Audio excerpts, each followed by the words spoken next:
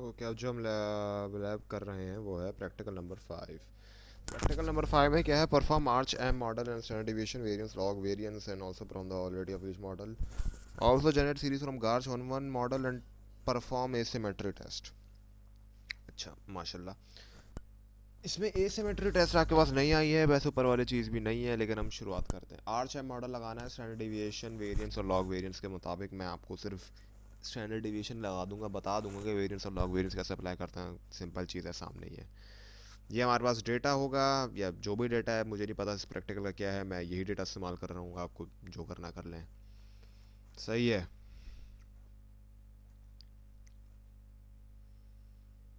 अच्छा, इसमें क्या लिखा हुआ है? आर्च एम मॉडल, YCAR, एक एक करके करना है, राइट? ये AR1 करना है पहले, फिर MA1 करना है, फिर ARMA1 दोनों के साथ करना है। हम जो हैं, आपको डिपेंड करता है आपको सवाल में क्या दिया जाएगा। ये सवाल पूरा नहीं लिखा हुआ। सही है। इस सवाल में क्या लिखा हुआ है आपके? अब मुझे जो पता है वो के है। के क्या है मेरे पास? वो डी लॉग ऑफ KSC मैंने लिया हुआ पहले से। AR1 कर दिया। आर्च पे जाएंगे। आर्च पे जाने के बाद आप गार्ड्स इन सबको ज़ीरो कर देंगे और आर्च एम में जाकर आपको कर देंगे standard deviation. Simple as that. अब आपको लॉग बोले आप वेरिएंस कर लेगा, लॉग वार बोले तो लॉग वार कर देगा। Simple as that. सही है। आपने ओके कर दिया, आपके पास ये डेटा आ गया। सही है। AR1 आपके पास आ गया ये।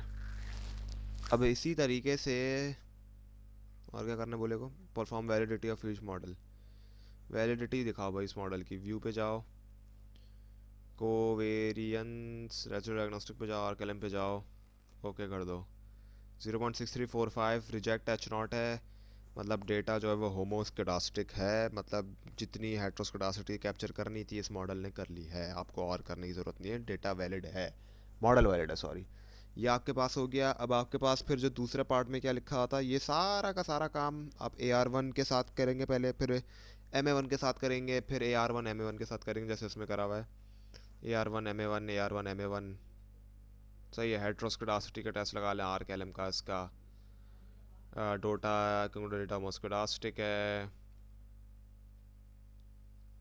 भाई। MA1 के लिए सारे काम करने के बाद आप फिर फॉर आर कैम वेरियंस के लिए R1 MA1 करके पूरा कर दे लेंगे। मैं आपको सिर्फ एक बेसिक चीज़ बता रहा हूँ, बाकी जो सारी चीज़ें हैं वो सारी की सारी आप कर चुके हैं पहले। Also generate series from GARCH one one model and perform the test of asymmetry. अच्छा, ये चीज़ है मेन। अब मैं आपको बताता हूँ क्यों गार्च वन वन मॉडल जो आपको अप्लाई करना है। YC पे गए आप, YC कुछ नहीं है। अच्छा, मैं आपको बता दूं, अगर सवाल में नहीं लिखा हुआ ना AR1 और MA1 के साथ नहीं करना, तो फिर आप नहीं करिएगा। आप उसको डायरेक्ट जैसे KC कर रहे हैं ना, डायरेक्ट वो अप्लाई कर दिएगा। गार्च गार्च वन वन है, यानी गार्च भी वन है, आर्च भी वन है, डजेंट मैटर।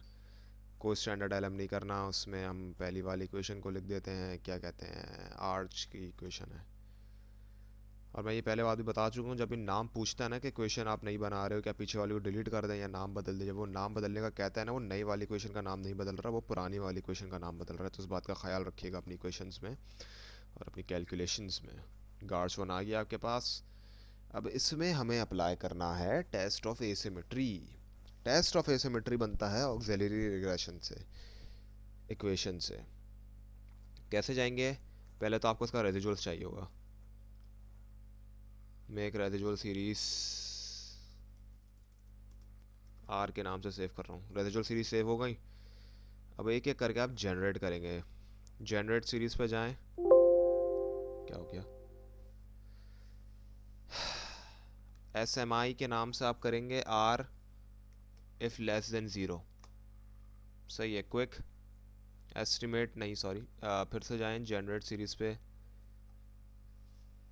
SMA है आई थिंक, SPL है, ये नोटेशंस हैं। आप 1 - SMI आपके पास जो भी आया है। सही है। आपके पास SMI और SML आ गया। अब आप नई एक रिग्रेशन इक्वेशन बनाएंगे। वो क्या था? आर का स्क्वायर जो भी आपका रेजिजुअल था, सी SMI मल्टीप्लाइड बाय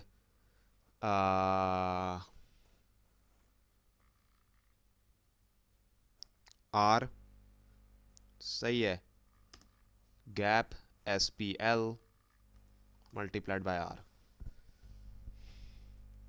अब आप इस पे LS अप्लाई कर दें,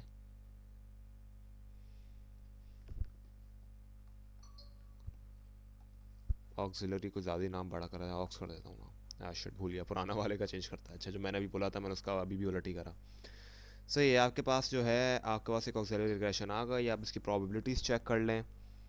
सही है, अब आप चेक कर लें कि क्या सारी पी वैल्यू ज़ीरो हैं, सारी की सारी वैल्यू ज़ीरो हैं, यानी आप कह देंगे there is significant asymmetry in the test. सही है, मतलब डेटा सिग्निफिकेंट है। रिजेक्ट H0 के देयर इज़ नो सिमेट्री, और H1 क्या है कि देयर इज़ एसिमेट्री। हम जब रिजेक्ट कर रहे हैं H0 को, देयर इज़ नो एसिमेट्री, तो फिर हम बोल रहे हैं कि भाई there is asymmetry in the data. सही है, ये वाला एसिमेट्री का टेस्ट हमारा फिर फिनिश होता है, और कुछ बाकी है नहीं। इस तरीके से वाली लैब भी हमारी फिनिश होती है।